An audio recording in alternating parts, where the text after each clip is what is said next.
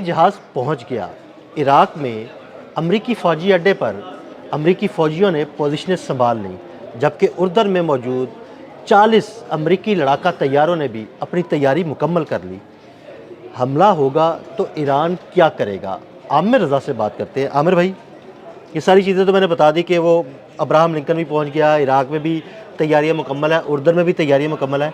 Iran क्या करेगा? देखिए ईरान क्या करेगा, ईरान अपना दिफा करेगा और इसके लिए उसने बड़ी तैयारी कर रखी है।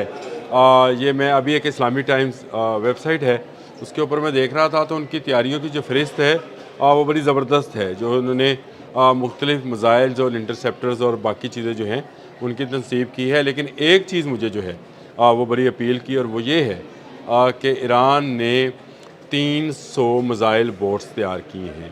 ये कामाकाजी मिज़ाइल बोट्स हैं, यानी कामाकाजी से मुराद ये है खुदकुश मिज़ाइल बोट्स। ये 300 मिज़ाइल बोट्स हैं जो एक ही वक्त में अपने सफ़र का आगाज़ करेंगी और फैल जाएंगी। और फैलने से मुराद ये है, देखिए समझे बात को, ये जो अब्राहम लिंकन है और इसके साथ जो मौजूद जहाज़ हैं इस वक्त गहरे पानियों में है। जहाँ पानी की गहराई कम है, खलीज फ़ारस में कम है, वहाँ पर इनकी मूवमेंट भी मुश्किल है। और अगर ये इनको मूव किया जाता है तो ये 300 जो मिज़ाइल बरदार कश्तियाँ हैं ये बेशक वक्त अपने हमले का आगाज़ करेंगी। हाँ, ये मारी भी जा सकती हैं, डुबोई भी जा सकती हैं, क्योंकि वहाँ पर सिस्टम जो हैं बड़े ज़बरदस्त हैं। लेकिन ये बेशक वक्त समंदर और फ़िज़ा से मार होगी। अब आप उसको समझे, समंदर में ट्रैवल भी करेंगी और साथ मिसाइल भी फायर करेंगी। ये समंदर में ट्रैवल करेंगी, मिसाइल फायर करेंगी, इनको निशाना बनाया जाएगा, इनके मिसाइल को निशाना बनाया जाएगा।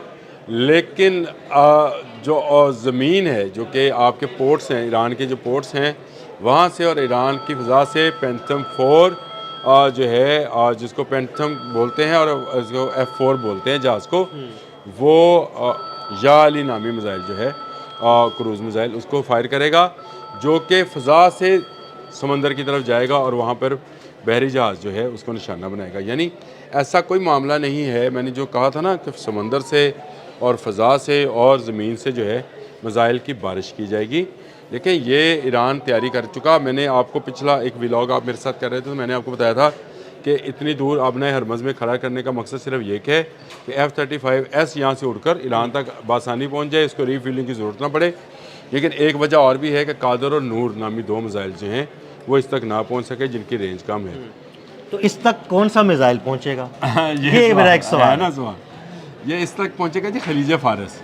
सही, खलीज फ़ारस के नाम से ही ईरान ने जो है ना अपना एक मिसाइल तैयार किया हुआ है। ये खलीज फ़ारस जो है ना जी, इसकी रेंज जो है ये कदरे ज़्यादा भी है और कदरे एक्यूरेट भी है। यानी इसका जो सिस्टम है, जो इसका नेविगेशन सिस्टम है, वो धोखा देने के काबिल है अमेरिकन तमाम उस इंटरसेप्टर्स को। और ये मिसाइल जो है नूर और कादर जो हैं वो फायर नहीं होने हैं। इस वक्त जो खलीज फ़ारस नामी मिसाइल, ये इसका नाम खलीज फ़ारस रखा ही इसलिए गया था कि खलीज फ़ारस की हिफाजत करेगा। सही, सच्ची बात है। और आबनाए हुरमज़ मैंने आपको इसका नक्शा बताया है कि ये कहाँ पर वाक़या है। अब अमान के किन सालों के साथ ये बहरे इंदो बेरा अरब की तरफ वाक़या है और खलीज फ़ारस का भी गेटवे यही है। और यहीं से 20 जो फ़ीसद तेल है गुज़रता है। यहाँ पर खलीज फ़ारस को जो है वो लगा दिया गया है, यानी ज़मीन में गाड़ दिया गया है, नस्ब कर दिया गया है, जो भी आप इसको कह लें मिसाइल को, और उसको जो है फायर किया जाएगा। और बड़ी बात यह है कि ईरान ने अभी तक किसी सैटेलाइट के अंदर इसका जो उसको क्या कहते हैं नक्शा है वो अभी तक पकड़ा नहीं जा सका है। कैसा खुफिया काम किया है उन्होंने और कैसा ज़बरदस्त काम है। इसकी स्टेल्थ टेक्नोलॉजी कितनी ज़बरदस्त बनाई हुई है कि ये अभी तक पकड़ा नहीं गया। और खलीज फ़ारस जो है ये मैं समझता हूँ कि ये गेम चेंजर हो सकता है इसके अंदर।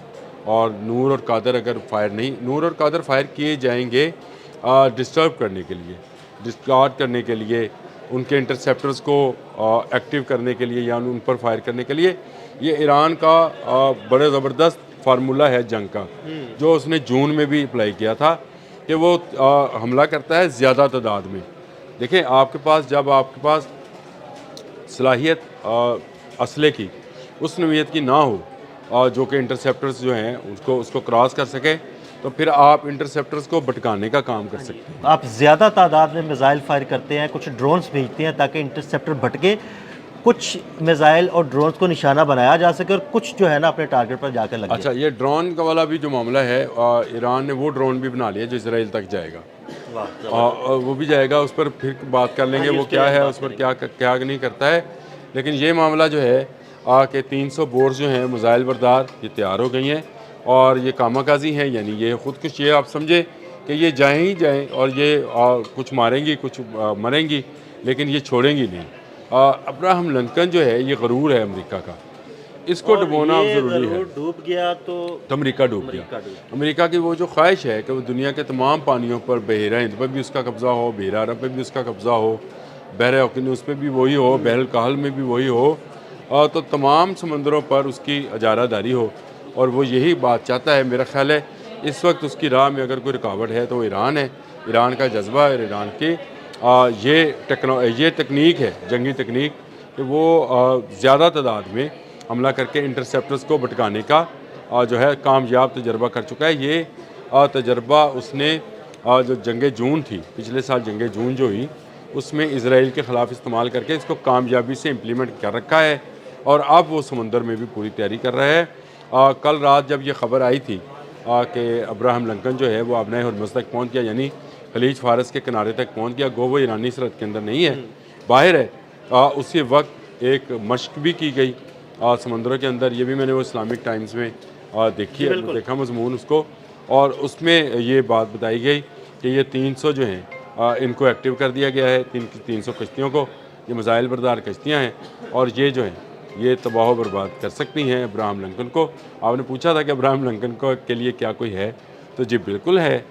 ये कोई मसला नहीं है कि दुनिया में जो टेक्नोलॉजी आई उसकी कोई एंटी टेक्नोलॉजी, मैंने कहा था जो मर्ज़ आता है उसका कोई ना कोई इलाज मौजूद होता है, इलाज इनका भी मौजूद है, सिर्फ ज़रा मुतहिद होने की बात। बहुत शुक्रिया आमिर रज़ा जी। बिल्कुल, आमिर रज़ा ने बड़ी तफसील के साथ आपको बताया कि ईरान के पास अब्राहम लिंकन का इलाज भी मौजूद है, और अब्राहम लिंकन को किस तरह कश्तियों से निशाना बनाया जाएगा, ऐसी कश्तियाँ जो खुदकुश कश्तियाँ होंगी और मिसाइल भी फायर करेंगी।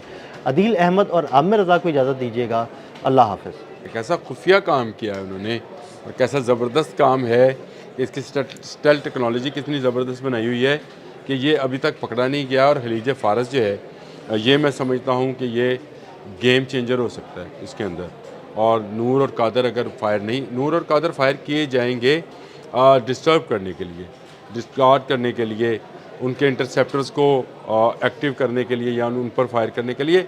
ये ईरान का बड़ा ज़बरदस्त फार्मूला है जंग का, जो उसने जून में भी अप्लाई किया था।